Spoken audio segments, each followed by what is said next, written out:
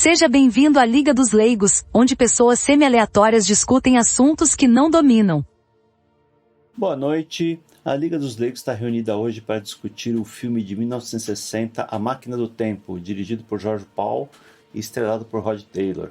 Baseado no livro de 1895 escrito por H.G. Wells, ele descreve a viagem de um inventor da Inglaterra vitoriana de 1899 para o ano 802.701, onde ele contempla a evolução da sociedade e da raça humana. Para discutir esse livro comigo, Zeno Estoico, estão aqui Pepe Peripatético. Boa noite. E Torlaco Autista. Boa noite. Bom, eu que recomendei a obra... Você que recomendou, você começa, por favor, com a introdução aí. Eu me lembrei desse filme, né, quando a gente fez aquele episódio do Chesterton, o Esboço de Sanidade, que fala que ele era um rival do H.G. Wells na época, né? Isso. E eu acho que é uma oportunidade de a gente falar aqui da evolução, né, um aspecto que a gente não abordou ainda no podcast, sobre a evolução, a teoria da evolução, a própria evolução da raça humana, né, que é uma coisa que o H.G. Wells, lá, que era um socialista convicto na época, ele vislumbra aqui nessa obra, né? Chegando lá em 802.000, no livro o personagem não tem nome, né? Ele é só nomeado o Viajante do Tempo. E no filme ele é chamado de George, né? Obviamente é uma referência ao autor, né? No filme tem um monte de pequenos, como é que a gente chama? Que eles chamam de Easter eggs. Easter eggs, né? Quando ele fala de Shape of Things to Come, que é aquele livro famoso que virou um filme depois do H.G. Wells, que é o The Shape of Things to Come, né? Uhum. O H.G. Wells, não sei se o Torlaco lembra, tá ligado? O H.G. Wells, pra quem quer ter uma ideia do H.G. Wells, ele tem um panfleto chamado Crux Ansata, que eu acho que é de 42, no qual ele conclama, acho que é de 42, no qual ele conclama no artigo o comando estratégico de bombardeiros americano e aliado a bombardear o Vaticano e matar o Papa. Nossa, olha só. Tudo que você precisa saber do H.G. Wells, pra mim tá aí. Pra mim tudo que você precisa saber do H.G. Wells tá aí. Você quer saber? Mas assim, não fica tão claro no filme, né? Mas no livro ele deixa claro que a evolução, quando o viajante do tempo chega no futuro, a raça humana foi dividida em duas raças distintas, né? Os Eloys, que são uma raça apática lá, meio infantilizada, e os Morlocks, que vivem no subsolo e que usam os Eloys como fonte de alimento. No livro ele deixa claro que isso daí é uma evolução da Inglaterra, que o H.G. Wells vivia, onde as elites viviam lá ao ar livre, né, curtindo os jardins e tudo mais, que iriam se tornar os Eloys, e os Morlocks são servos, né, que viviam nos porões, operando as máquinas, trabalhando. Operando máquinas, escondidos, né? Ele até fala do metrô, né? Até o transporte foi movido para o subterrâneo, né? Então é natural que as fábricas sejam movidas no futuro. Esses Eloys vivem lá nas ruínas de uma civilização anterior, totalmente apáticos, se alimentando lá de frutas e basicamente sem fazer nada, né? Então, eles recebem umas frutas enormes, né? Assim, é impressionante. Ele fala de um blueberry, tipo um morangão, uma cerejona, umas frutas bizarras. Eles têm roupas assim. E eu tô falando do filme, eu acho que a gente vai fazer o paralelo do filme, do livro e do filme horroroso de 2002, aquela bosta daquele filme de 2002, um filme retardado. Mas, enfim. Não era esse que era pra ter visto? Não. Eu, inclusive, eu queria ter assistido, eu não achei em lugar nenhum o filme de 2002, eu assisti na 2002, época. Eu posso comentar 2002, o 2002 é muito ruim, a única coisa boa do filme é que tem a Sienna Miller, e fora isso o filme é uma porcaria, é muito ruim mesmo.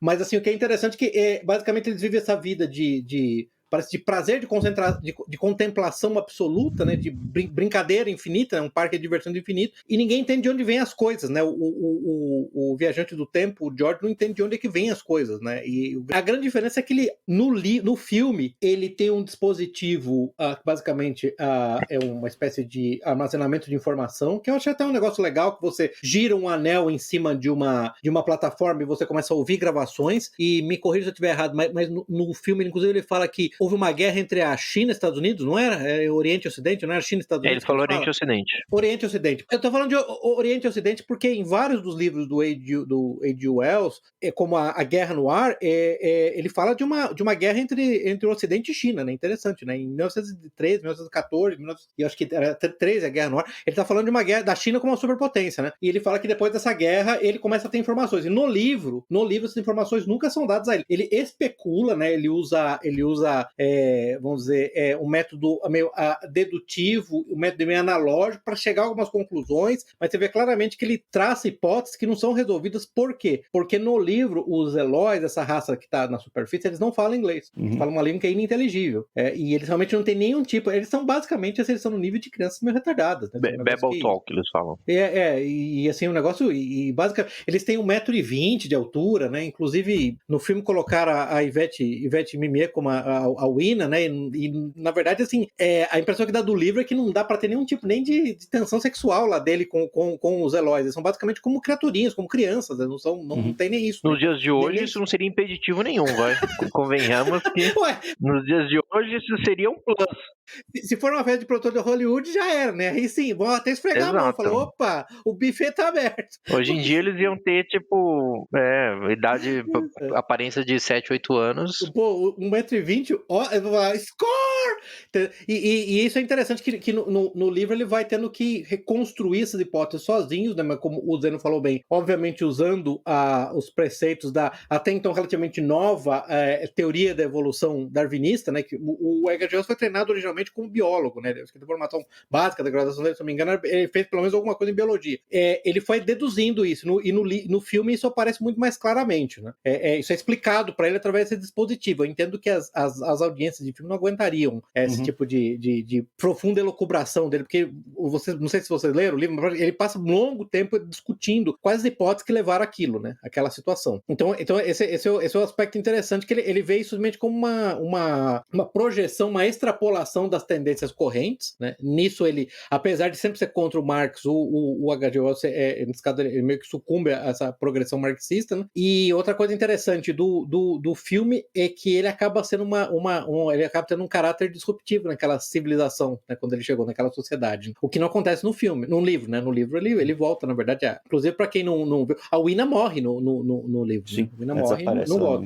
Ela desaparece lá, porque aí uma coisa interessante, que eu acho que é o ponto de se estudar, que nesse modelo de extrapolação dessas duas então, eu até queria discutir isso com você depois. Não é bem espécie, né? Eu diria que é mais ou menos subespécie, né? As pessoas esquecem, mas o próprio conceito de espécie não é tão definido quanto as pessoas imaginam, né? Porque você fala, a espécie é o maior grupo, a maior agregação de seres que podem se procriar e produzir descendentes férteis, mas, pô, não é exatamente isso, não é o suficiente para explicar. Eu acho que o exemplo clássico disso é a história da mula e do cavalo, do cavalo e do burro, dando origem à mula. A mula, em tese, é estéril, mas já houve vários casos, tudo bem, não são nem uma dezena, mas vários casos de mulas que nasceram não estéreis, né, que conseguiram procriar. Então não tá bem claro como é que você chega à espécie. Algumas né? Então, delas estão aqui no Brasil, inclusive. Ocupando alguns cargos importantes. Né? Constantemente. Então, na verdade, é mais uma subespeciação do que uma especiação mesmo, né? De novo, o C.S. Lewis, que era outro adversário do H.G. Wells, naquele livro dele, That Hideous Strange, um dos personagens que ele põe lá, que é um cara que é o chefe lá do instituto, que no fundo o instituto é meio satanista, meio cientificista, não sei o que lá. A personagem, ela foi moldada a partir do H.G. Wells, e um dos pontos da personagem é que ele é super pró-ciência, mas ele não tem um treinamento científico profundo, né? Parece ser meio caso do H.G. Wells, né? Ele é meio... Aquele problema...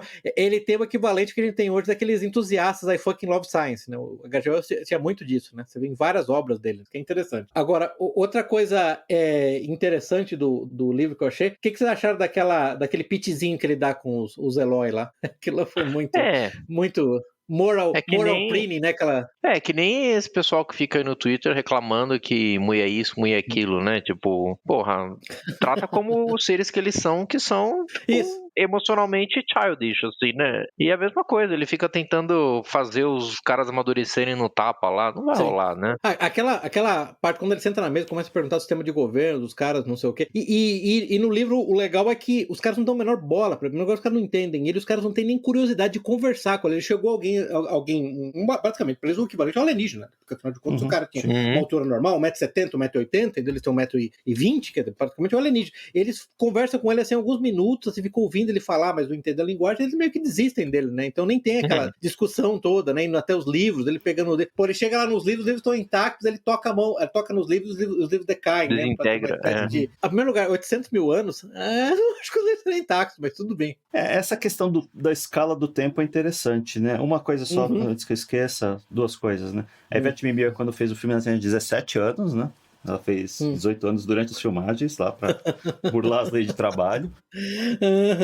E essa questão da espécie é curiosa, né? Porque Neandertal e algumas outras espécies de humanos são consideradas espécies à parte, mas a gente tem genes de Neandertals, né? Sim, o que significa que houve algum tipo de intercruzamento, né? Sim, sim. E o intercruzamento continua. Para você carregar o gene, tem que ter o DNA mitocondrial da mãe ou do pai, né? A gente tem, eu tenho, fiz o teste genético, eu tenho DNA de Neandertal. Então, como é que isso Ninguém tinha dúvida disso. Não, né? Que bom. Não, isso é consenso do grupo. Agora eu fui desmascarado aqui. Mas você vê que é interessante você tocar nesse ponto do Neandertal, porque você vê que a definição de espécie não é tão óbvia, tão clara quanto a maioria das pessoas imagina, né? Quando eu vejo alguém falar óbvio da espécie, eu falo, esse cara sabe bosta nenhuma, esse cara nunca estudou assim, o básico do básico de filosofia da biologia, né? Se o cara acha que é tão fácil assim, definir espécie, pode esquecer, né? Outra questão interessante é que essa escala de tempo me parece ser muito longa, né? Os primeiros fósseis de Homo sapiens acho que datam de 500 mil anos atrás. Isso. Né? Então não... E se você for falar das tribos mais antigas, vamos pegar tribos, não vamos falar nem de cidades. As cidades você está falando, vamos chutar não, vamos pegar assim, o mais otimista, assim, 8, 9 mil anos, vai? Você vai falar alguma coisa, vai chegar nisso. Agora, tribos mais antigas, 25 mil anos no máximo, vai, assim, 800 mil anos realmente é uma escala de tempo...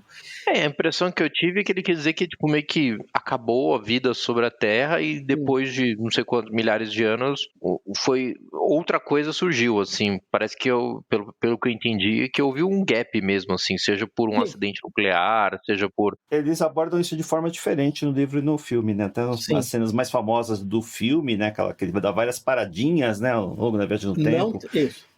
Isso é uma invenção do filme, que para em 1917, depois em 1940, depois em 1960, quando parece que está ocorrendo uma guerra nuclear, isso não tem. No livro ele vai direto de 1900 para o ano 800 mil, não tem parada no meio. Nos dois filmes tem parada no meio, nos dois filmes em última instância eles usam algum cataclisma das paradas no meio como um dispositivo da trama, né, um plot device, para avançar até o ano 800 mil, e no livro não, ele avança até o ano 800 mil, ele decide até o ano 800 mil. E acho que curioso que nessas paradinhas o interlocutor dele é o manequim lá da loja, que ele fica vendo a moda evoluir, assim. Cada vez menos roupa, né? Cada vez menos roupa, né? Se fosse fazer o filme agora, se você tivesse sentado em 2025, ia ter uma piroca, né? O manequim ia ter piroca.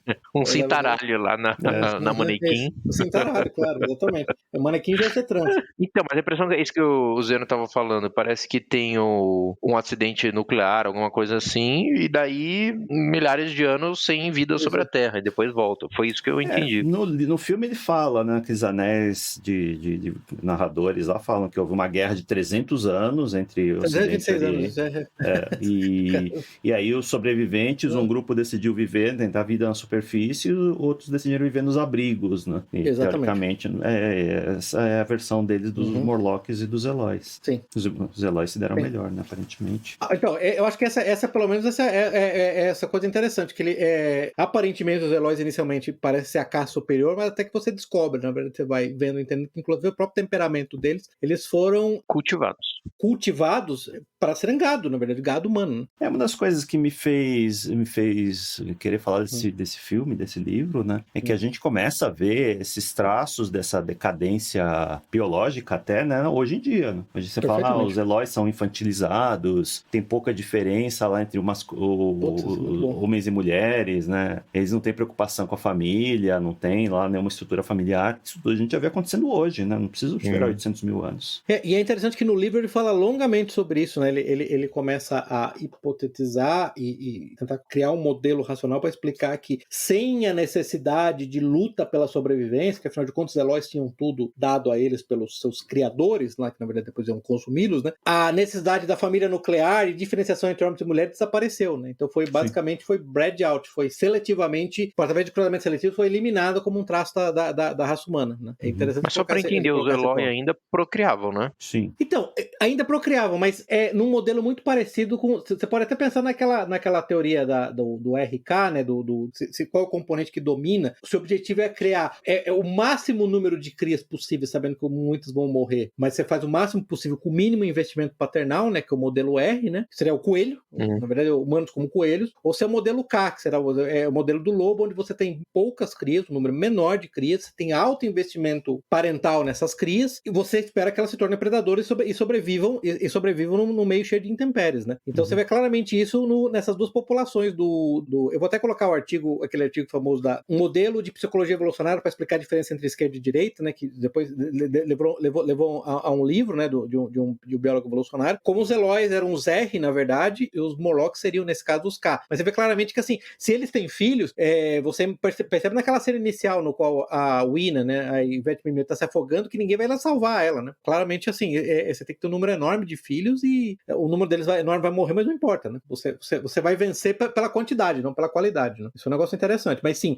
tem que ter procriação, né? A procriação ali, tanto no livro quanto no filme dos anos 60, fica implícito que há a procriação assexuada, ainda que eles parecem incrivelmente desprovidos de impulso sexuada, né? Procriação assexuada. Ainda que eles parecem ser incrivelmente desprovidos de impulso sexual, né? Extremamente apáticos. Eu culpo o vegetarianismo por isso. Sim, sim. Ué, mas eu acho que é interessante falar daquele. A gente falou do experimento do John Calhoun, né? Aquele etiologista, né? Especialista em comportamento animal, aquele experimento chamado Universo 25. Eu vou colocar depois o link, que é famoso, ficou espetacular. Na verdade, ele criou uma utopia para os ratos, né? Ele começou com. Vou até pegar os detalhes aqui. Ele começou com. Eu não lembro bem o número agora. Quantos eram? Eram 100 e poucos ratos. Não, eram 8 casais de ratos, 6 casais de ratos, um negócio assim. E aí ele começou, os ratos tinham tudo, tinha comida em abundância, água em abundância. O experimento, na verdade, durou... Predadores. Não tinha predadores, durou... eu tenho até o número aqui. Durou 920 dias, mas basicamente o que aconteceu até o dia 315, a população cresceu exponencialmente, dobrando a cada 55 dias. Aí, a partir do dia 315, a população começou, abruptamente, ela começou a primeiro lugar, desacelerar. E aí, por volta do dia 560, a população ficou completamente estagnada, né? E você começou a ver um monte de comportamentos patológicos. E aí eu achei interessante que ele falou dos comportamentos patológicos que apareceram nessa população. Ele fala algumas coisas, por exemplo, quando o número de roedores chegou a 600, formou-se uma hierarquia entre eles. Então surgiram chamados desgraçados. Roedores maiores passaram a atacar o grupo, com o resultado que muitos machos começaram a colapsar psicologicamente. Como resultado, as fêmeas não conseguiam se proteger. Por sua vez, tornaram-se agressivas com seus filhotes. Com o tempo, as fêmeas mostraram um comportamento cada vez mais agressivo. E aí ele fala um negócio interessante. Ele fala, e aí apareceu, ou começou a ter a desaceleração, começou a aparecer a baixa natalidade, um aumento de mortalidade dos roedores jovens, né, bebês, não sei o que. Em seguida, surgiu uma nova classe de roedores machos, chamados cute mice, beautiful people, que seriam machos mais bonitinhos, assim, mais simétricos, não sei o que, mas extremamente efeminados. Eles se recusavam a acasalar com fêmeas ou lutar por espaço. A Gen Z dos... Isso, só se importavam com comida e sono. Generation Z dos ratos. Soa familiar. Exatamente. e aí, ao mesmo tempo, os ratos beautiful people, né, que ele chamou, e mulheres isoladas, construíram a maioria da população. Uhum. E é interessante que entre os camundongos ameaçados de extinção, a homossexualidade foi observada e, ao mesmo tempo, o canibalismo aumentou, apesar de haver muita comida. Pois é. 2 anos depois do experimento, o último bebê da colônia nasceu. Em 83, eles tinham morrido todos. Olha que interessante. Ele começou a chamar isso de sync, seria uma espécie de ralo, behavioral sync, seria um ralo de comportamento. Quando eles entram, quando você entra nesse comportamento, ela não consegue sair mais, ela tende à extinção. Eu achei isso muito interessante nesse contexto do Eloy em particular, né? É incrível como ele tenta passar. E você percebeu que eles escolheram, inclusive, atores mais baixos em relação ao Rod Serling. Quem que era mesmo? Rod Starling. Peraí, acabei de falar. Rod Taylor. Vocês pegaram até atores mais baixos, porque eles são fisicamente menores mesmo, né? Isso é um negócio interessante. Na verdade, o filme, né, e o livro veio muito antes do experimento do Calhoun, que foi de 68, né? E é impressionante como ele replicou esses achados, né? Que em certa medida, o H.G. Wells meio que derivou, né? A partir de extrapolações darwinianas, né? Esse é um aspecto fascinante, eu acho. No fundo, isso daqui e aquele discurso que o agente Smith faz no primeiro Matrix, né? Que quando as máquinas tentaram criar uma civilização perfeita para os humanos, você tinha prazer lá, e eles rejeitaram isso, né? Eles criaram uma civilização igual a nossa, né? Onde os humanos têm problemas, têm cheios de desafios, porque eles rejeitam essa ideia da utopia, né? E é interessante que, do ponto de vista até mesmo darwiniano, o viajante no livro, ele começa a elocubrar sobre essa questão. Ele fala que, na verdade, o que eu percebo aqui, ele fala, é que na ausência de ameaças externas, a inteligência, que era uma adaptação evolutiva para permitir reprodução diferencial, deixou de ter necessidade. Por isso, inclusive, os Eloys são meio retardados, não são honestos, eles são meio retardados. Né? É a única maneira de escrevê-los, não tem nem o que falar. E tanto que, assim, eu não acho que eu vi muito o Torlaco a própria, assim, evidente, tensão sexual que existia entre o viajante e a Wina no filme, não tem no livro, porque no livro eles não... Assim, eu acho que se tivesse que descrever, eu vi alguém descrever uma vez, a descrição, eles são muito mais umpalumpas do que humanos, né? São meio... Mas era isso que eu ia perguntar, qual que era a impressão de vocês, por que os Eloys, as mulheres são representadas de uma maneira muito mais próxima do ideal do que os homens? Mas eu diretor, né? Fazendo casting de atriz, né? Aí eu acho que já... Entendeu? Não, mas não só isso, do ponto de vista emocional também. Procura no Google o teste do sofá, não vou estragar isso. Não, mas não só isso, do ponto de vista emocional também, psicológico também. Eu diria, qualquer uma daquelas mulheres, hoje ela estaria perfeitamente adaptada para sobreviver, os homens não. Você tocou num ponto para mim interessantíssimo, porque aí volta, se os Eloys são adultos infantilizados, e a tese de Schopenhauer, que no fundo é uma tese da psicologia evolucionária, que mulheres, elas estão no estado intermediário entre adultos e crianças, porque elas têm que lidar com crianças, então obviamente um ser infantilizado fica muito mais próximo a uma mulher do que um homem. Um homem infantilizado é uma aberração. Exato. Uma mulher infantilizada, em última instância, até cute, tá? Exato. Entendeu? É bubbly, eu acho que é bubbly. Exatamente. Bubbly. Qualquer homem é atraído por uma mulher bubbly, entendeu? O homem que fala que não, eu quero que o meu esposo tenha 57 mestrados. Não te ferrar. Seu problema é outro, rapaz. Você precisa tomar uma injeção de testosterona. E eu acho que esse é o grande ponto. Por isso que os homens realmente são uma aberração. Você concorda? Aquele carinha que leva ele, inclusive, que eu nem sei o nome, ele nem perguntou o nome do cara que não tem nome, os personagens pelo amor de Deus, porque aquele cara é repugnante, pô. Uma criaturinha pequena, coisa mais, nossa, que coisa horrível, um bonequinho. Esse é um ponto interessante.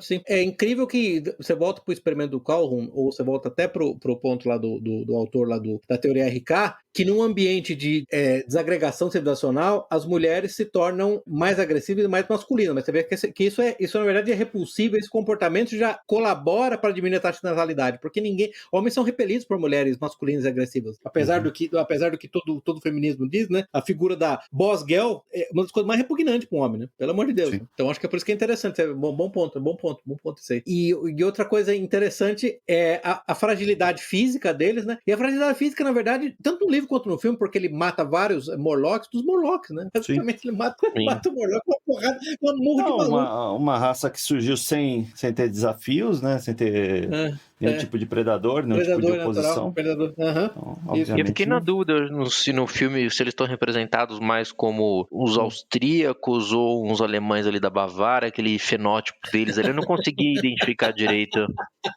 qual foi a escolha dos diretores para representá-los. Hiperbóreas. O diretor pediu hiperbóreas. Tá bom. Hiperbóreas, entendeu? É isso que aconteceu. Não, mas é interessante que no próprio livro... eu não sei se você sabia disso, mas o H.G. Wells, quando ele era adolescente, assim, jovem, quando ele estava no colégio, ele, na verdade, esposou um monte de teorias raciais típica da superioridade dos anglo-saxões como os verdadeiros arianos, tá? Ele diz que depois ele abandonou essas teorias, mas ele foi grande entusiasta disso. Então, em certa medida, acho que residualmente, como ele fez o livro, ficou, eles estão loiros, de olhos azuis, pele bem clara, não sei o que lá. E que eu acho interessante, viu, o Torlaco, porque no filme de 2002, os Eloys são diferentes, digamos assim. São diversos. Você tem uma ideia, a atriz principal que se chama Patrícia Mumba, nome claramente nórdico, né? É que eles começaram a interbreed com os Morlocks, daí deu isso aí.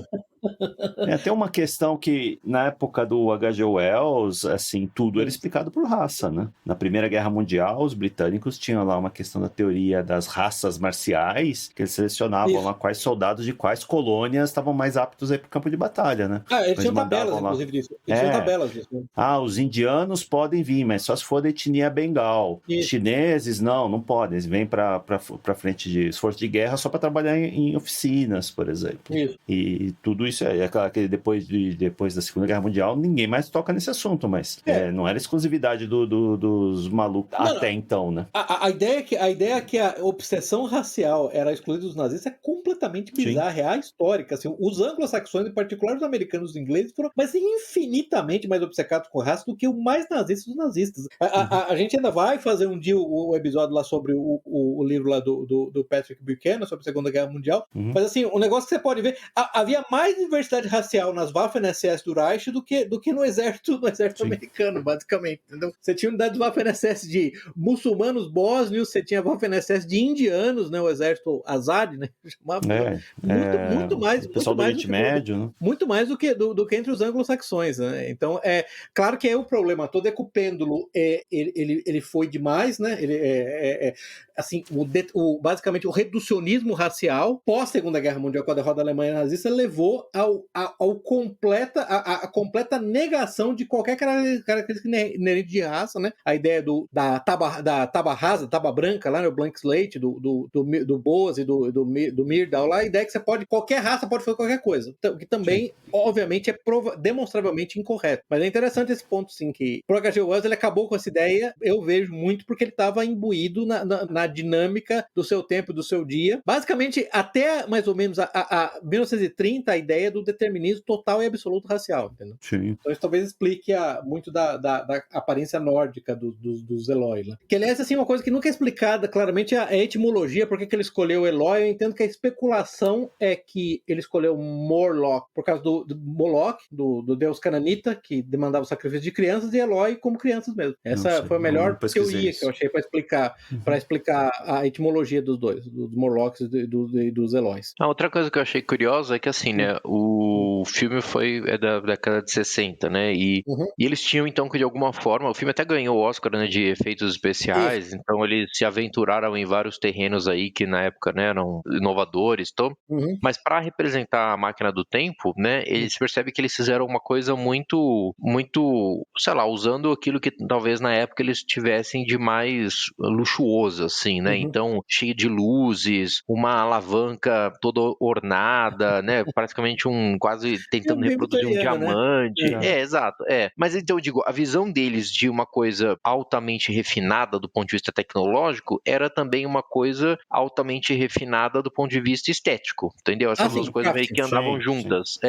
Ao passo é que quando ele vai pro ano 800, 1000 e tralalá, eles vivem numa sociedade futurística, só que um futurístico muito tecnologicamente simplório, né? Que eles vivem lá da colheita de frutas, eles não têm domínio mal sobre o próprio idioma, não tem escrita, fogo, não tem fogo, exato, E daí sim é o que hoje, o que eles usam, né, na década de 60 para representar, é o que hoje nós associamos com uma coisa futurística, que é minimalista, né? Então lembra quando ele chega na mesa lá, a mesa só tem os pratos brancos, totalmente sem ornamentos, assim, meio que coisas lisas, né? E as pessoas sentadas no chão. Então eu digo, não é só uma contraposição entre o presente e o futuro, assim, mas porque a máquina do tempo é uma coisa, digamos, futurística, mas porque é um nível de qualidade de tecnologia que eles consideram avançado, então ela é representada de uma maneira esteticamente também ornada e tal. E o que eles consideram depois tecnologicamente pobre, que é essa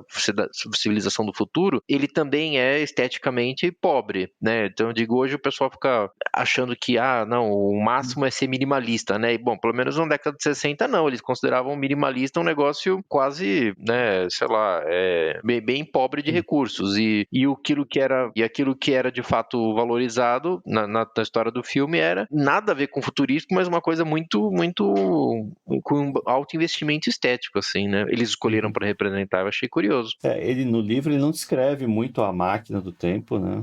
Não. Aquela concepção que a gente vê no filme é totalmente inventada no filme. E o interessante, mas você comentou sobre o detalhe, o interessante é que a mesma coisa se verifica no filme de 2002, tá? A máquina ainda mais rebuscada, mais vitoriana, rococó, meio barroca, e o futuro é basicamente um futuro de tribos africanas. Uhum. É claro que a grande diferença do filme de 2002, a população nativa, lá, os Eloi, eles existem em unidades familiares, o que meio que estraga o preceito básico do filme.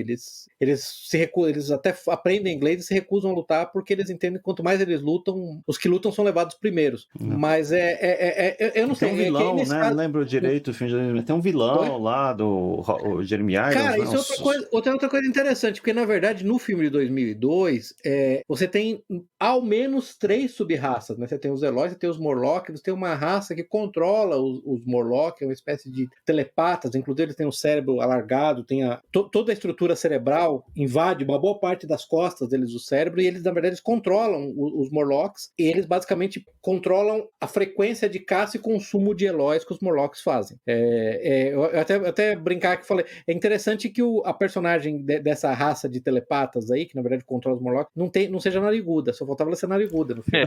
Eu ia falar isso, introduziram os globalistas na história. Tirando isso, entendeu? Agora, eu acho que nesse particular, a única coisa que eu teria a dizer sobre essa questão do minimalismo é uma civilização destruída. Então, isso na verdade não seria uma crítica, na verdade, ao invés de ser uma evidência de avanço, essa incapacidade de expressão artística. Isso, eu concordo, mas é só para dizer que hoje as pessoas consideram, se você pedir, sei lá, para uma dessas inteligências artificiais da vida idiotas aí, tipo, fazer uma coisa futurística, ele provavelmente ia ser uma coisa minimalista. Na arquitetura você vê isso, nas roupas você vê isso. E eu quero dizer que não, que as coisas minimalistas a gente associava a isso, a um período de pouca relevância, de pouca expressão, assim, entendeu? Não é uma coisa obrigatoriamente futurística. Porque a própria máquina do tempo, que é uma coisa, digamos, futurística, mas ela é com alto valor ali na história. Então, por isso ela é representada de uma maneira também muito, muito ornamentada, tal. Tanto no livro quanto no filme de 1960, os Elois vivem nas ruínas, né, de uma civilização que veio antes. Então, eles não construíram daquilo, estão sobrevivendo ali. Claramente incapazes de produção de qualquer coisa de construir superior. algo novo, né? Eu não entendo no filme, no livro, como é que uma raça de bestial como os Morlocks, que basicamente não tem nem linguagem, conseguiria operar as máquinas. Isso nunca ficou claro pra mim, mas assim, eu acho que... que máquina é essa que se eles não dominam nem fogo, a máquina é operada aqui, né? Sim. Tanto que, nesse particular, apesar de ser um filme ruim, o de 2002, esse em particular aspecto onde tem uma solução melhor, né? Essa existência dessa casta de telepatas que controla todos eles, né? Pelo menos isso ajuda a explicar como é que eles mantêm alguma lembrança de algum tipo de tecnologia, sendo que eles são basicamente predadores, né? Foram criados para ser predadores. Então, pelo menos resolve. Outra coisa interessante do livro, né? Isso tem muito do próprio H.G. Wells, né? E eu acho que de escritores de ficção científica britânicos do começo do século XX, né? Que a motivação dele para ir para o futuro, na verdade, é tentar achar uma civilização melhor, mais avançada, né? Que ele imagina volta para aquela visão Whig da história. Não, a civilização está sempre progredindo, vai para frente. Então, se eu for até o ano 800 mil, vai ser muito melhor, vai ser muito mais progressiva a civilização, vai ser uma civilização perfeita, uma utopia, né? Ele imaginava encontrar uma utopia. E é interessante que tanto no livro quanto no filme de 1960, ele vai porque ele vai atrás de uma utopia, né? Só isso que ele está interessado em saber. No de 2002 é muito ruim porque ele vai pro futuro porque ele perde a noiva, né? Aí realmente é muito patético. No livro, eles suprimiram isso no filme, obviamente, o filme de 1960, né? No filme, quando ele chega lá, encontra os Elois, vê aquela civilização que as pessoas vivem lá só comendo, né? Sem produzir nada, sem ter nenhum conceito de propriedade, todo mundo junto, e ele exclama lá, comunismo. Isso. Demorou só 800 mil anos, né? O comunismo você vai ter onde basicamente são em vacas humanas, né? Em gado humano. Aí você vai ter o comunismo. E o que é interessante é que o H.G. Wells era um socialista. Era fabiano, né? Era da Sociedade Fabiana. Ele rompeu depois com a Sociedade Fabiana, mas ele era inicialmente da Sociedade Fabiana, né? E rompeu com o marxismo-leninismo, mas ele um tema recorrente nos livros dele, você lembra que é o governo mundial, né? Ele estava realmente a única solução e salvação para a raça humana humana era o governo mundial. Naquele The World Set Free, ou no Shape of Things to Come, após uma guerra semi-apocalíptica, né, que deixou a civilização em ruínas, na verdade, o que salva a civilização é a criação de um governo mundial, né, em ambos os casos. E é interessante, inclusive, para quem não leu o Shape of Things to Come, esse governo mundial, na verdade, ele é implementado através de pessoas, de aviadores, na verdade, são todos, em vários países, pessoas que controlavam dirigíveis e aviões, eles meio que decretam uma espécie de ditadura mundial e eles reprimem as religiões, né? O interessante é que, inclusive, a batalha final com a Igreja Católica se dá no Brasil, um Papa pernambucano. Depois que o Vaticano é ocupado não é destruído, mas o Papa é capturado, a Igreja é desmontada, basicamente, é no Brasil que se dá o confronto final. Eles suprimem todas as religiões, porque ele sempre teve essa... Caramba. Ele sempre foi... Eu acho um negócio interessante, tem aquele livro dele, tô tentando lembrar agora qual se é o The Mind at the End of the Stature, que é o último livro dele, mas ele sempre falou muito mal de ateístas, ele foi muito contra o ateísmo, então ateu ele não é, mas ele tinha aquele misticismo, tipo, que ele era profundamente anticatólico. Você vê que assim, ele era profundamente anticatólico, mas ele tinha o anticatolicismo dele era motivado pela inveja, porque ele vê na Igreja Católica um organismo mundial que ele gostaria de ser replicado no âmbito secular, né? No qual os padres seriam, na verdade, né, os sacerdotes seriam cientistas. E em certa medida eu vejo o livro, né, A Máquina do Tempo, com uma espécie de cautionary tale, né, com uma espécie de, olha só, eu estou avisando vocês, se nós não tivermos o governo mundial, não nos despojarmos das religiões organizadas, não organizarmos um mundo segundo uma religião mística, porém científica com o governo mundial, é isso aí que vai acontecer. Porque, você lembra, de novo, no livro ele não explicita qual foi a catástrofe que levou a civilização àquele ponto, diferente do filme. Sim. Diferente de ambos os filmes, tá? Ele não tem um motivador central. O filme de 1960 é um fruto da Guerra Fria, então, obviamente, é a guerra nuclear.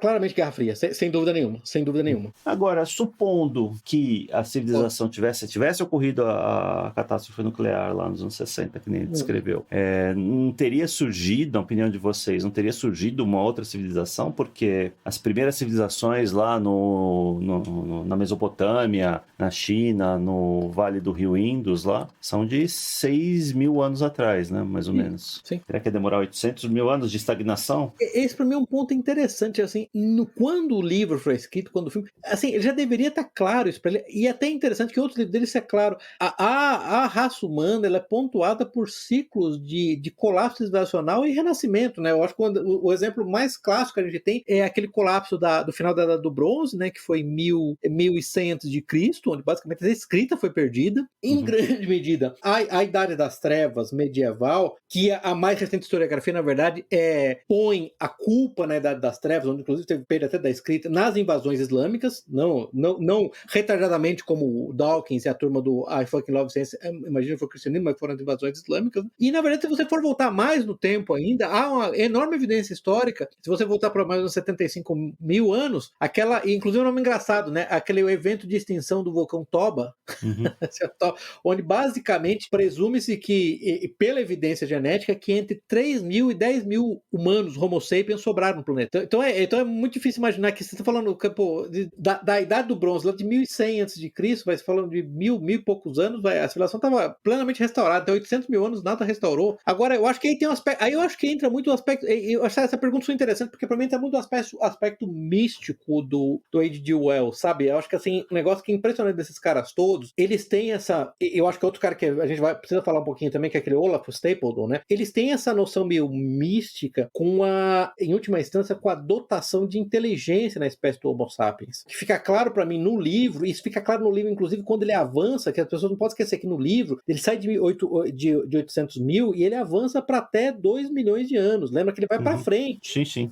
E o lamento dele, que é a inteligência, não é a inteligência humana, a inteligência, o intelecto, né, a cognição, essa sentiência, ela desapareceu, né? Essa fragilidade da sentiência. E esse é um aspecto, de novo, um aspecto meio místico. Você lembra que, assim, uma vez eu vi um cara, por acaso, ele é um teólogo católico, né? Ele falando, ele é um biólogo evolucionista, e de certa medida eu lembro que até o Olavo de Carvalho chegou a falar isso, ele falou assim, uma história, mas assim, é como se a cognição, o dom da inteligência, né, fosse uma atuação relação direta do Espírito Santo na história evolutiva humana, dado a uma raça específica, uma espécie específica no planeta, essa capacidade de sentiência, né?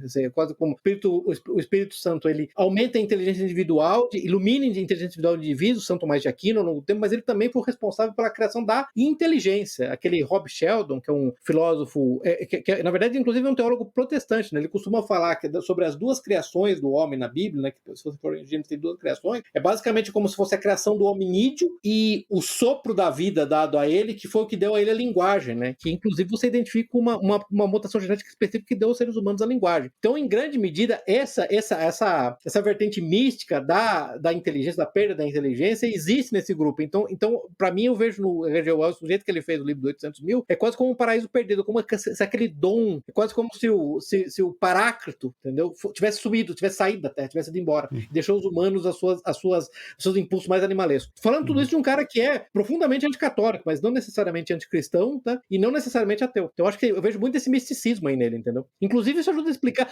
Outro aspecto místico que a gente nem falou ainda é a esfinge, né? Sim, nunca é descrita em detalhes, né? Mas fica bem evidente que tem uma esfinge, tanto no livro quanto no filme, e no filme de 2002, né? Entendeu? Qual que é o aspecto?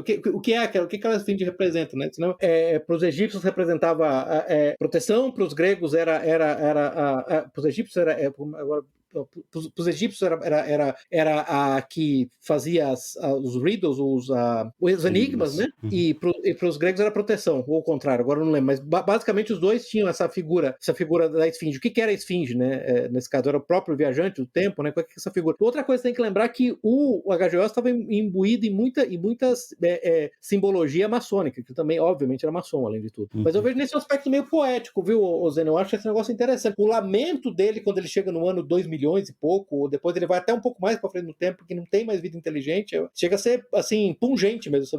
Você olha e fica... não sei se é da mesma época, aquele poema do Shelley, né, Ozymandias. Isso, Ozymandias, verdade. Que é característica da civilização, vamos chamar assim, vitoriana, né? Que é esse lamento, chegamos ao ápice, agora só vem a decadência, obcecado com o fim, né? O outro livro que ele escreveu lá é a Guerra dos Mundos. Guerra dos Mundos, evidentemente. Um clássico da ficção científica também. Então, a Inglaterra se sentia tão poderosa naquela época, tão invencível, né? No momento que ela estava vivendo, que o único adversário teria que vir de outro mundo, né? Ele inventou logo uma raça de marcianos que vem atacar o Império Britânico. E agora você falou isso, o último livro dele lá, esse The Mind at the End of its Tether, de 45, ele, na verdade, é um livro profundamente pessimista, porque ele acha que não tem solução, que a raça humana vai perecer mesmo, entendeu? Porque, afinal de contas, a salvação por essa ciência espiritualizada não foi aceita, em última instância, pela raça humana, em grande parte por culpa da Igreja Católica. O cara maluco, né? Eu vou fazer, né? A fixação dele com a Igreja Católica era enorme, né? E, portanto, agora só resta esse colapso total. E esse colapso total vai incluir, parece que uma punição divina dos deuses, vou chamar, para não dizer ciência mística, dos deuses da racionalidade, é que eles vão remover da raça humana o dom da racionalidade. Você vê isso muito nesse último livro dele. Então, esse tema acabou ficando recorrente dele, mas você vê isso claramente nesse livro, especialmente nessa parte finalzinha, quando ele avança milhões de anos à frente. Ele não perde muito tempo nessa fase, ele descreve lá uns caranguejos gigantes. Os caranguejos gigantes, isso. Caçando umas borboletas. Eu não lembro agora, ele vai um negócio assim, acho que são 2 milhões, e depois ele vai ainda mais pra frente. Você lembra que daí ele fala, na verdade, o sol é vermelho, né? Todo mundo lembra que a ideia é que o sol, na verdade, vai virar um gigante vermelho os modelos mais recentes são 5 bilhões de anos, né? Eu não sei como é que ele estaria vivo nesse caso. Que tá respirando, né?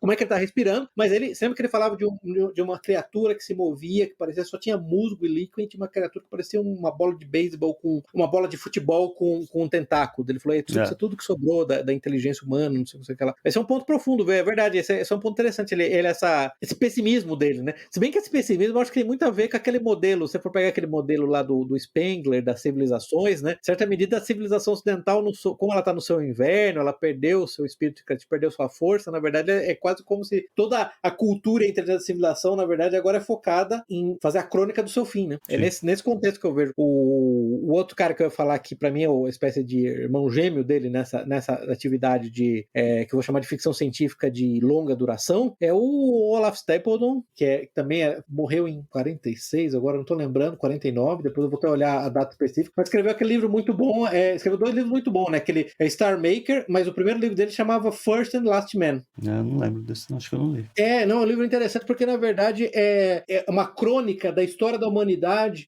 de hoje até 2 bilhões de anos no futuro. E, na verdade, teve 18 espécies de homens, teve ciclos de destruição e reconstrução da civilização, e as espécies de humanos foram mudando, e a última espécie de homem, a 18ª, que, na verdade, mora em Netuno, se eu não me engano agora, ela conta telepaticamente um homem do século XX para contar sobre a história da humanidade em 2 bilhões de anos. E o livro dele seguinte, o Star Maker, que é 1935, se eu não me engano, ele, na verdade, ele aumenta a escala de tempo, e inclusive agora o inglês lá que conta a história, ele se junta numa viagem mental com outras civilizações, e agora a escala é de tempo e de espaço. Ele conhece o universo inteiro até conhecer o próprio Deus, que nesse caso, o Deus dele, ele chama de Star Maker. O Deus dele é um Deus que tem uma relação, é um Deus teísta, para usar aquele conceito clássico, que ele tem uma relação muito fria com o universo que ele criou. Ele tem uma relação de um artista com o universo que ele criou, na verdade. E é outro cara interessante, mas de novo tá presente nele essa ideia de que a civilização é fatalística, entendeu? E o que torna ela fatalística é que ela se recusa a aceitar os preceitos da racionalidade, um governo mundial racional. Falou das espécies dos humanos, eu lembrei uma anotação que eu fiz aqui, o Homo sapiens, ele chegou a conviver com até outras 6 espécies de humanos. Sim. Hoje todos extintas, né? O último foi extinto em 50 mil anos atrás, que é razoavelmente... Há controvérsias. Não, Você acha que tá... entre nós. Em certas empresas ele tá trabalhando ainda, né? Em certos parlamentos, entendeu? Em certas universidades, entendeu? Acho que é Homo florensis, acho que viveu em algum lugar lá da Oceania, do extremo da Ásia. Lá. Zeno, o negócio mais interessante do Homo neandertales em particular, do neandertalense, é que o DNA do Neandertal que a gente tem hoje é mitocondrial, é da mãe, né? Uhum. Que significa que as fêmeas que sobreviveram, não os machos. Uma vida é muito louca aí, né? Então, na verdade, o contato com a Homo sapiens foi um contato de destruição e tomada de prêmios, que são as fêmeas, né? Assim, tem vários desses... o termo que eles usam em biologia evolucionária é genetic bottleneck, né? Seria gargalo genético, né? Quando você tem uma devastação a tal ponto do qual você tem que reconstruir a civilização com um grupo muito pequeno de indivíduos, né? Esse basicamente é o termo. Mas assim, eu acho... Você me diga, Torlaco, eu acho que as pessoas, assim, hoje em dia, primeiro, assistem um filme como aquele, eu acho que elas não capturam a profundidade do filme, viu? Ele tem temas muito metafísicos, então, muito metafísicos do filme, entendeu? Que as pessoas normalmente não levam em conta, entendeu? Elas vão se prender a coisas tipo, os efeitos especiais não são legais, ou tem umas incongruências, como eu falei, como é que os Morlocks são, ao mesmo tempo, uma bestas férias e operar máquinas, não sei o que, sei lá, mas é profundo, viu? É uma coisa que me incomoda nessa história das máquinas, é que é impossível, assim, a gente não consegue fazer uma máquina que dure mais que um século, assim, em condições extremas, hein, o plano de manutenção ótimo, sei lá, um carro que a gente faz hoje, um carro com melhor qualidade, não vai durar 50 anos. Você lembra que tinha um projeto, se não me engano era suíço, era alemão, de fazer um relógio de 10 mil anos? Sim, está num deserto lá. Isso, e era feito com cristais, era tudo uma série de maquinaria com tolerâncias mínimas, realmente assim, os 800 mil anos realmente foi... É que eu acho que na verdade o objetivo dele, eu vejo ali, minha impressão do H.G. Wells, era colocar uma distância tão segura que você não pudesse relacionar a nada. Ele queria realmente criar um espaço alienígena. É só isso que ele colocou, 802 mil e pouco. Eu acho que a gente precisa, acho que a gente já até falou isso em outro episódio, a escala do tempo, às vezes eu leio uma história e falo, o fulano lá ficou hibernando 10 mil anos. Falo, isso é impossível, né? Assim, ele não teria o menor contato com a civilização. A distância que separa, sei lá, a Cleópatra da construção das pirâmides é a mesma distância que separa a Cleópatra do lançamento do iPhone. Sim. Então, a gente precisa ter uma noção dessa escala de tempo, né? Quando a gente fala de civilização. Por isso que eu acho que foi só um dispositivo, assim, literário device, dispositivo literário mesmo, que ele fez para poder se isolar completamente. Agora, outra coisa que eu ia falar que é interessante, gente, eu anotei aqui também, um negócio legal que ele pegou uma época específica que acabou, que é a ideia do gentleman scientist, né? Sim, do inventor privado no seu laboratório, né? Você vai pegar, eu até anotei aqui alguns exemplos se fosse pegar, sei lá, o Robert Boyle, né, da lei do volume do gás que varia inversamente proporcional à pressão, o John Dalton do daltonismo, né, que por acaso também contribuiu para a teoria atômica, Lord Kelvin, né, da escala Kelvin, e o próprio Tesla, né? E em grande medida o inventor da máquina era um gentleman scientist, e isso basicamente acabou assim com a Segunda Guerra Mundial. Você pode até discutir se ele acabou porque houve houve realmente um decréscimo da inteligência geral, e essa é a tese do Edward Dutton, naquele livro novo dele, muito bom, tá? Que eu comecei a ler, que é o... Como é que chama o livro? The Breeding the Human Herd. Olha que interessante, ele falou de gado, né? Breeding the Human Herd, né? Que realmente foi um declínio da inteligência geral. Ou se porque você chegou num patamar tecnológico onde as frutas baixas foram todas coletadas e agora qualquer coisa muito complicada para ser feita por uma pessoa só. Mas a verdade é que não tem mais Gentleman Scientist, né? Ele, na verdade, o Gentleman Scientist já é uma fase terminal de uma criatura que tinha antes, que era o homem renascentista, né? Você tinha cientistas mais antigos, o cara é biólogo, é botânico, físico, ele faz tudo. Mas a gente vai caminhando aí num ramo de especialização que não torna mais possível que o cara tenha outra coisa, se dedica a outra coisa. Sim, né? é a tristeza da hiperespecialização. Eu lembro que eu já tive uma discussão longa com o Torlaco sobre isso, como você tem contribuições enormes, descobertas enormes por pessoas feitas por cientistas que mudaram radicalmente de área, né? Foram, sei lá, de medicina para engenharia civil ou de biologia para metalurgia, né? É impressionante. A gente, infelizmente, a estrutura, o aparato científico moderno centrado na universidade com grandes governamentais, porque é isso que hoje você faz para os tontinhos que nunca fizeram ciência, nunca publicaram paper, nunca tiveram patente, a maior parte do tempo você gasta escrevendo proposta de financiamento para algum órgão governamental, tá? Ou para alguma empresa, é isso que você faz. E esse modelo favorece a ultra especialização, né? Ultra especialização. Não é só isso, é o corporativismo, acho que também acaba com isso. Eu estava vendo hoje uma thread no Twitter que o cara fez de 10 arquitetos famosos que seriam caçados hoje porque não tinham diploma de arquitetura. O Lloyd Wright, inclusive, né? Fez vários, ele não era formado em arquitetura, então ele não poderia, hoje ele não poderia exercer a profissão. Em vários países, praticamente todos os países do Ocidente, pelo menos, ele não poderia fazer nada. Pois é. O interessante é que aquele Jim, né, do blog do Jim lá que eu gosto, já postei algumas coisas dele aí, ele tem um artigo muito bom sobre ciência, ele fala, pra mim a ciência acabou, a ciência foi a ciência da Renascença até 1945, foi a ciência, como você falou, foi a ciência da Royal Society, né, foi a ciência renascentista da Royal Society do Gentleman Tide. A partir de 1945, com a Peer Reviewed Science, a ciência acabou. Sim. Ele, inclusive, lembra coisas agora que você falou disso, coisas interessantes, como, por exemplo, a revista na qual o Einstein publicou a teoria do efeito fotoelétrico, na verdade, oi? Contigo, isso é a capricho. A revista não tinha peer review, né?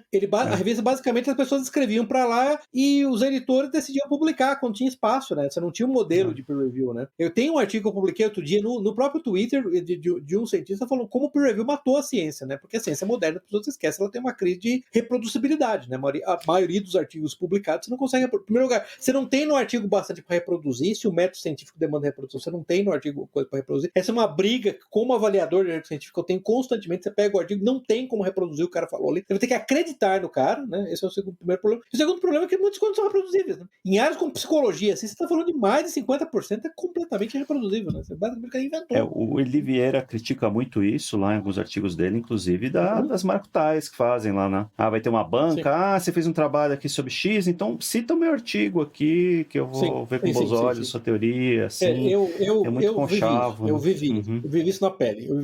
Isso acontece mesmo, tá? Porque acontece absolutamente. O que ele escreveu no artigo é absolutamente verdade, tá? E não é uma exceção, tá? Isso é basicamente uma norma, é um modus operandi, tá? Só pra deixar claro. E você vê que, mas voltando, né, pra não sair muito do filme, você vê que voltando ao filme, quer dizer, ele criou a máquina no laboratório dele na casa, o laboratório era na casa dele, né? Sim. Isso é impensável, né? Tinha grandes corporações patrocinando, né? Não. E é um período de avanços colossais da ciência, na verdade, né? Tinha aquele livro, como é o paradoxo do declínio tecnológico americano, acho que do Jane. Basicamente, um argumento que ele faz, ele fala, compara o Boeing, eu acho que é o 737 ou 727, com o avião dos irmãos Wright, da 60 anos, um negócio assim, e compara o 727 e 737 com os 60 anos seguintes. A gente tá usando 737 até hoje. O 737 MAX que cai toda hora. Nem me lembro. Pois é. É impressionante como, de novo, acho que vai ao encontro lá da tese do Jim lá, que na verdade a ciência, o modelo de Harvard de peer review meio acabou com a Gentleman Science, que aparece quando tinha os grandes avanços. Claramente realmente há uma estagnação, né? Você pega lá no 1900, as pessoas... O próprio filme mostra em 1900, as pessoas estavam celebrando o início do século, andando de cavalo, carruagem puxada a cavalo, iluminação a gás. Boa, é verdade. 60 anos 17, depois... ele vai para 1914, né? Ele vai para 1914, na verdade. Já assim, tem carro. Tem carro, e ele fica meio surpreso, né, com o carro, e até chegar nos anos 60, onde as pessoas estão viajando, atravessando de um continente para o outro de avião, né, como se fosse a coisa mais cotidiana do mundo. E você lembra que o ataque nuclear que acontece lá é algum satélite, né? Satélite nuclear. Lembra? Que ele fala num satélite atômico, lembra? Ele até fala num satélite atômico, sei lá, é um míssil anticontinental, é um míssil disparado do satélite, mas enfim, né, é um avanço tecnológico impressionante. E é interessante porque, de novo, falando do próprio H.G. Wells e de gente que influenciou ele, tipo Arthur C. Clarke, né? Eu lembro do Arthur C. Clarke falando que em 2030 ele esperava que voos comerciais normais, a Lua, o Ocidente tivesse uma presença enorme na Lua, né? Que basicamente a NASA, por exemplo, basicamente não tem um veículo lançador de satélites minimamente confiável. Não tem, né? Dependia da Rússia até pouco tempo atrás, né? Sim. E agora depende do SpaceX, na verdade. Mas aí volta para o meu ponto esse livro do Edward Dutton que eu tô falando, um dos grandes pontos que ele faz é que, muito parecido com a H.G. Wells, que a mortalidade infantil, ela na verdade ela caiu historicamente, você vai pegar 25 mil anos de história humana, por toda a evidência arqueológica, mas é por volta de 50%. Aí no século XX ela caiu para 1%. Então, na verdade, você removeu um enorme filtro seletivo. E o ponto dele é que há uma série de mutações deletérias que estão se propagando por conta da remoção de frutos. Veja, gente, ninguém que está falando, está divulgando a partir de agora, tem um infanticídio de crianças. Salvar cada vida humana é bom, é um mandamento divino. Eu estou dizendo que isso tem efeitos específicos na civilização. Um dos pontos que ele faz, por exemplo, eu achei interessante, você vê só, pega coisas como doenças mentais que são altamente hereditárias. Ele pega, acho que no 1950, 1940, um negócio assim, 1% dos universitários americanos submetidos a testes psicométricos, onde você checava esse tipo de coisa, 1%, 2%, eles seriam classificados como doentes mentais. Em 2012 era 40%. E agora essas pessoas estão até hosting podcasts. Descobriram o nicho.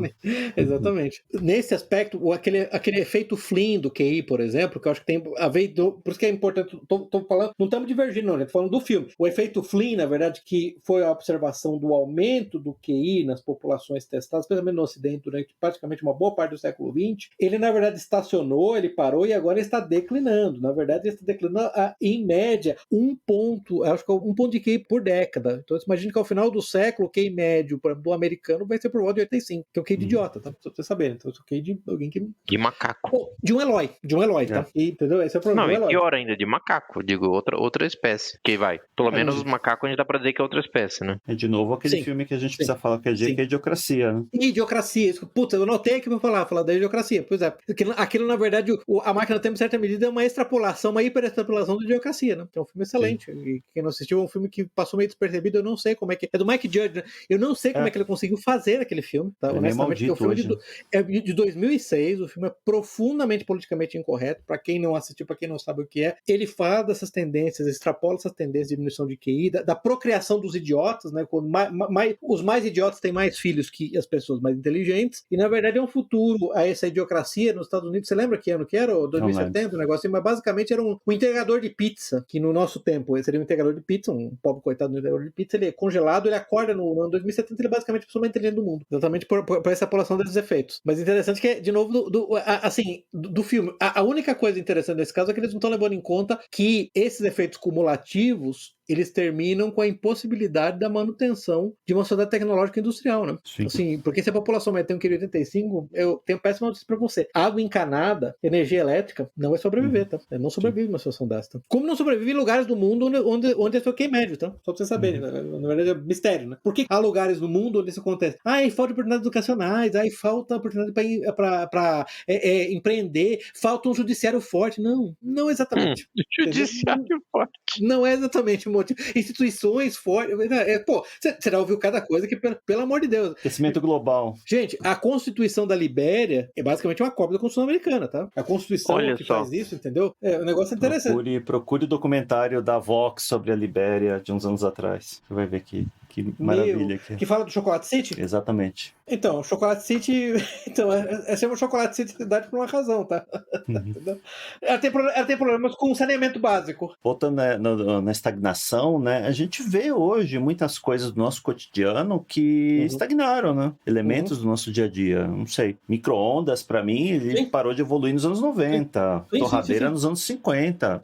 Computador hoje, seu computador você muda porque precisa mudar, mas ele não tá trazendo mais features novas, né? O seu notebook.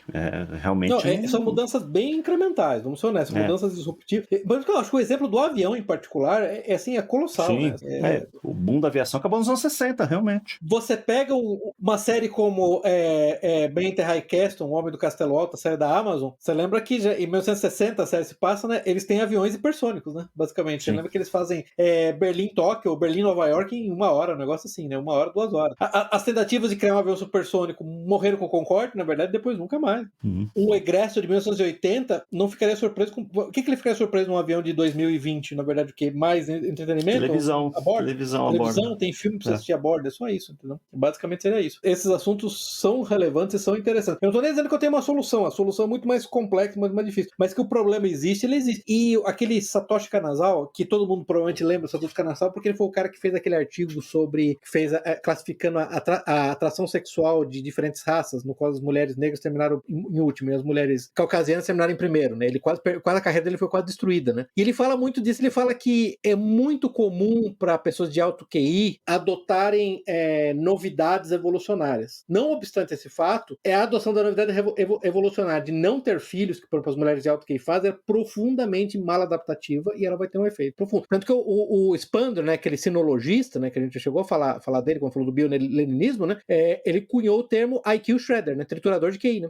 Basicamente, a sociedade capitalista ocidental, ela subsidia as mulheres mais inteligentes com dinheiro para não terem filhos. Sabendo que a contribuição do QI é enorme por parte da mãe, né, você tem um programa digênico, né? Você tem um programa caríssimo de digenia, né? Para garantir o QI continua a diminuir. Aí você vai terminar com os Eloy, entendeu? Criaturas não tem nem curiosidade, né? Chega um habitante, um cara alienígena, não quer nem saber o que está acontecendo. Quer nem saber de onde vem a comida dele. Né? Não sabe nem de onde vem a comida dele, exatamente. Eu não sei se isso tem no livro também, mas no filme tem aquela papagaiada lá que depois que ele resolve retornar para o futuro uma última vez, né, para ajudar os Eloy a se desenvolverem e tal, ele leva 3 livros. Ele dá uma de Gabriela Prioli, os livros vão nos salvar e tal. Daí ele leva 3 livros e daí fica tipo, que livros você levaria? Tipo, o Guia do Empreendedorismo, o Manual da Legislação Tributária, Pai Rico, Pai Pobre. E o Kama Sutra. Esse ia ser o mais usado lá naquela terra, certeza. A Wina, né, pô? A Wina tá lá, não sei, né, pô? Eu acho que é uma possibilidade. Aquilo lá é ridículo. Sabe por que não tem? Então é melhor deixar o livro e reescrevê-lo. Exatamente, encenar. Sabe por que não tem? Porque, na verdade, no livro, quando ele volta pro futuro, a Wina morreu, passou, entendeu? Foi de base. E ele não tem essa paixão pela Wina, porque, na verdade, eu tô falando pra você, não tem essa tensão sexual, porque fica claro que a Wina é uma criaturinha, assim, a relação dele com a Wina é tipo de um pet, assim, a Wina fica andando atrás dele, entendeu? Ele não tem essa paixão por ela, não colocaram uma mulher lá, uma gostosona, não fizeram isso, entendeu? Então não tem como ter essa coisa por ela. Por isso que ele volta só pra ver como é que continuar, entendeu? E outra coisa, ele não destrói os Morlocks, tá? Ele não induz a um incêndio que destrói as máquinas, nada disso. Ele mata alguns Morlocks pra basicamente se salvar e volta. Ele não tem esse efeito revolucionário na sociedade, entendeu? Então essa ideia reformista aí, ainda que fosse uma ideia que eu acho que é muito aprazível ao H.G. Wells, não estava no livro não, tá? Claramente a relação dele com os Eloy Morlock era mais de observador, era quase de antropologista, tá? Não era realmente, ele não estava tomando um lado não na história ali. Então... E ainda no filme eles deixam... E você, levaria qual os livros? Se a Gabriela Prioli fosse pra lá, ela é tão chata que ela conseguiu unir os Morlocks e os Eloy. Contra ela. É isso que eu conseguiria. E os livros? Seria um colapso civilizacional, porque todo mundo se mataria. Você imagina falando dos livros. Ela começa a falar dos livros. Seria uma extinction event, entendeu? Ninguém chegaria. Depois do ano 802, 1000 e pouco lá, que a Gabriela chegou. Acabou. Não tem mais nada. Não tem civilização nenhuma. Não tem mais nenhum ser vivo. A ascensão dos caranguejos gigantes. Né? Por isso os caranguejos gigantes apareceram. Mas nem eles tancaram. Ninguém tanca, mano. Nem eles tancaram, entendeu? É isso.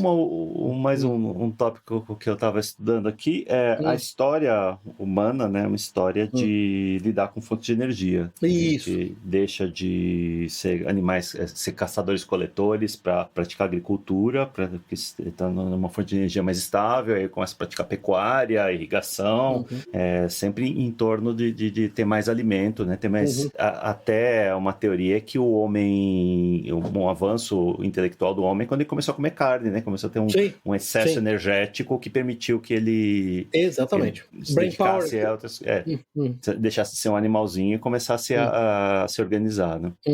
Da mesma forma, quando surgem os impérios, né? Você permite especialização, aí não precisa estar todo mundo preocupado lá com produzir alimento, né? Alguns podem se dedicar a fabricar ferramentas, mas lá no futuro dos Eloys é todo mundo comendo fruta, né?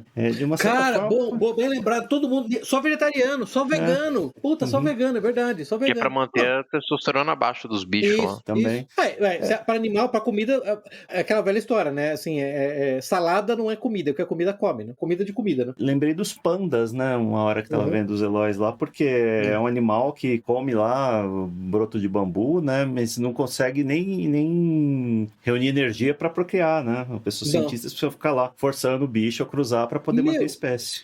Você lembra aquele negócio que os caras fizeram no zoológico, acho que foi de Beijing, que eles colocaram filme pornô pro panda assistir? What the fuck? Sim. Você quer assistir pornô? Assiste. Não usa essa marotagem, isso é patético, entendeu? Você imagina lá, o pornozão passando lá, todos os zoólogos, os técnicos olhando lá, tudo... Pela ciência, for the science. Os pandas falando, esses pandas pelados, magrinhos, coisa horrorosa, o que eles estão fazendo, né? Os pandas, what the fuck? O que é isso aí, pô? Que coisa nojenta, pô. Cadê a pele deles? Né? Cadê os pelos deles? Mas o interessante é que eu não sei se isso foi revogado, mas eu lembro que, do ponto de vista assim, evolucionário, né? Os pandas, na verdade, eles são omnívoros, né? Mas eles meio que escolheram comer vegetais, um negócio muito estranho, um comportamento meio condicionado. Pandas são criaturas bizarras. Né? Então, um candidato é Eloy, né? O candidato perfeito é Eloy, né? É impressionante. Vários animais são onívoros que a gente não sabe, né? Então, fizeram um estudo lá, deixando pedaços de carne no caminho lá de cervos passavam, eles comem até o osso, né? É uma questão mais de oportunidade do que de equipamento biológico, vamos dizer assim. É uma conspiração como é que chama? Do World Economic Forum. Que é a fixação de todo mundo com o World Economic Forum. Moçada, o World Economic Forum não manda nada, tá? É pra tiozão boomer ficar chocado, tá? Não é o alvo correto, tá? Só pra vocês saberem. É um bando de palhaços, tá? É o World Economic Forum, só pra vocês saberem. Vocês ficam desesperados, mas não. Mas esse é um ponto interessante, é totalmente vegetarianos. Que sem lembrar que, de novo, na época do H.G. Wells, tinha essa ideia que a grande evolução... Várias dessas obras, assim, de ficção científica, da primeira metade do século XX, os alienígenas, em particular, que eram muito avançados, eram todos vegetarianos, né? Eles são muito avançados, entendeu? Eles são muito avançados, eles não comem carne, entendeu? Eles são gays, então é isso. Basicamente, gay. Até hoje isso persiste nessa ideia que a gente tem que parar de comer carne. Você falou alienígenas avançados, tem aquele livro, acho que é se eu não me engano, é do Paul Anderson, eu vou até conferir, aquele The High Crusade, você chegou a ler, Zé? Não. Tem uns alienígenas que vão invadir a Terra, mas durante a época das cruzadas. Só que eles são muito avançados e eles, na verdade, não tinham lutas nos seus planetas durante milhares de anos. Eles chegam em uma vila medieval inglesa, se preparando para uma cruzada, e basicamente, quando eles descem da nave, não sei o que, os cavaleiros medievais trucidam os alienígenas completamente. Porque eles não têm, nem usar arma branca, né? Eles ficam chocados, não sei o que. Aí eles aprendem lá, um dos alienígenas sobrevive, eles controlam a nave e eles voltam no planeta dos alienígenas e conquistam os alienígenas. É um negócio interessante. É bem interessante que, basicamente, eu lembro que desde o século 25, finalmente uma nave do Império Galáctico Humano encontra os alienígenas. Na verdade, a Igreja Católica alienígena dos cruzados ingleses e a Igreja Católica terrestre se reúnem novamente. É uma obra engraçada, mas é engraçado por causa disso. Eles são tão avançados os alienígenas que eles não têm mais essa habilidade de lutar, né? Que uma coisa que o humano particularmente abre é em batalha, em combate, em conflito, em guerra, né? Que isso é outra coisa interessante dos Eloy, né? Que eles não têm nenhum instinto de violência, né? Um negócio impressionante. De autopreservação, né? Ia deixar o William morrer afogada lá, coitado. Justamente o William e o Toraco. Não dá, né, pô? Pois é. Não tem que salvar, né? E nem sofrem por isso, eles só, tipo...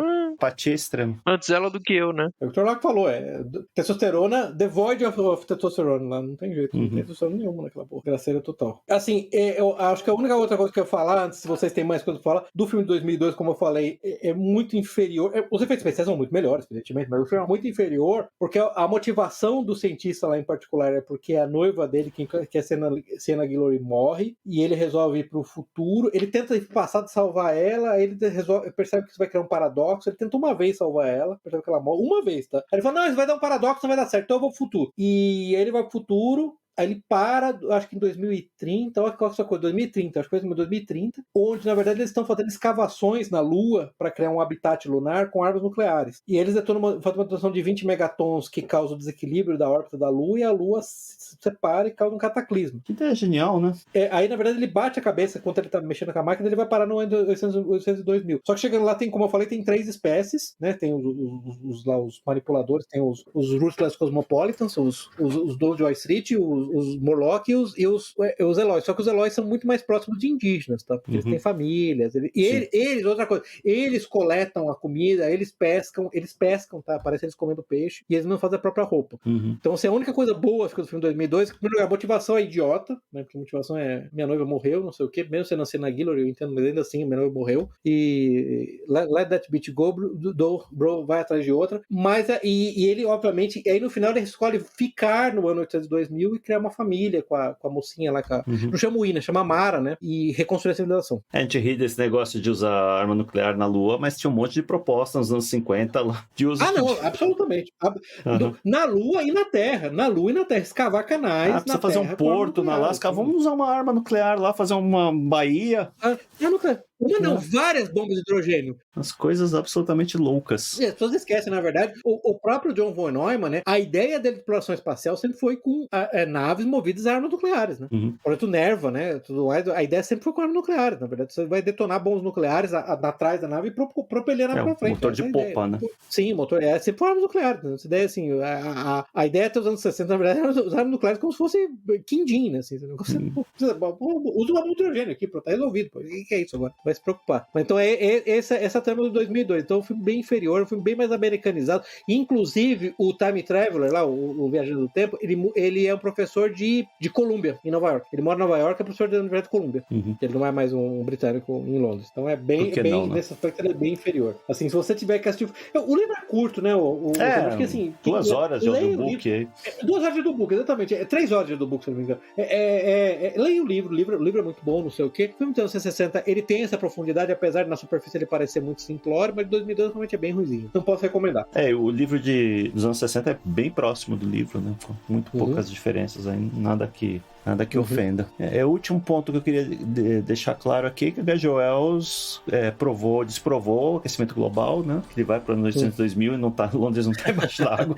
Não tem nada. Então, claramente, é uma conspiração dos globalistas, o aquecimento global. O H.G. Wells já previu isso lá no World Economic Forum. O Klaus Schwab. Exatamente. É tudo conspiração do Klaus Schwab. Muito bom, mais algum ponto aí, pessoal? Acho que eu passei por todas as minhas anotações aqui. Eu também acho que passei por todas as minhas. Deixa eu até dar uma olhada aqui, mas acho que eu passei por tudo, sim. Eu passei por tudo. Toraco, mais alguma coisa? Eu não tinha anotações. Então, se eu esquecer alguma, eu só vou lembrar depois. Você vai fazer esse Rony aqui e gravar isso? Não, eu mando um attachment pra colocar um adendo. Você falando. Assim, eu mando um adendo de 2 horas e meia que eu quero que vocês façam uma page no episódio. Entendeu? Não tem problema. Eu gostei. Muito bom. Encerrando por aqui, pessoal. Vou me despedindo aqui, Zeno Histórico. Pepe. Boa noite. Assistam o filme, mas leiam o livro. Leiam o livro. É difícil de achar o filme, né? Hoje em dia, eu procurei em plataformas aí, não tem. Você acha em DVDs antigos? Tem no Vimeo de graça. Vimeo? Legal. Depois você manda o link aí pra gente divulgar. Manda o link. Eu na verdade, já tinha comprado na iTunes Store, foi assim que eu sabia do filme. Eu comprei os dois, na verdade. Comprei 2002 e 1960. Eu não achei. Eu comecei olhando lá, não achei. Verdade. Mas será que é uma iTunes Store brasileira? Nossa. Pode ser isso, né? As coisas entram em sites, catálogos, né? Meu cartão de crédito é do Brasil. Entendi. Muito bom. E Torlaco? Boa noite, boa semana, bom século, bom milênio pra vocês. Bom anos 802 mil pra vocês. Feliz 802 mil. Obrigado, pessoal. Até a próxima. Encerramos aqui nosso episódio de hoje. Links para os livros, filmes e artigos citados durante a discussão estão no site da Liga. Assine o feed para ser informado automaticamente quando novos episódios estiverem disponíveis. Apoie o trabalho da Liga dos Leigos. Deixe o seu comentário, sugestão ou avaliação no site da Liga ou na sua plataforma favorita. Agradecemos a audiência.